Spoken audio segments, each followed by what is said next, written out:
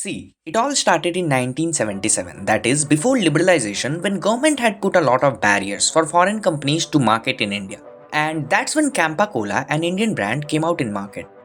And with having no foreign competition, Campa Cola gained over more than 60% of India's market till 1980 by capitalizing on nationalistic sentiment, branding itself as the Great Indian Taste, spawning other brands like Double Seven and Thumbs Up.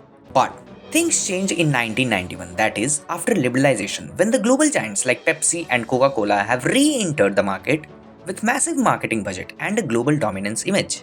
And that's when Campa Cola's market dominance started to fall, as the brand had not enough budget and resources to face global giants like them. And by the late 1990s, Campa Cola's market share dwindled, and it became primarily confined to just a few regional pockets in India. Eventually, in 2000, it ceased its production.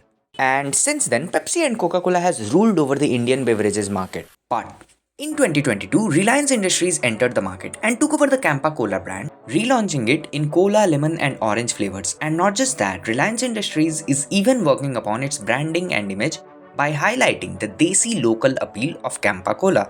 And while this all was happening, a game-changing moment happened in 2023 when BCCI has partnered with Campa Cola, allowing it an exclusively pouring rights at cricket stadiums and events, and thus granting access to a massive captive audience of millions of cricket fans across India.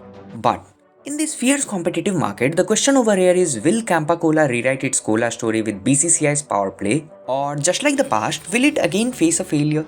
So let's see what happens. Till that, stay tuned, stay happy, and thanks for watching.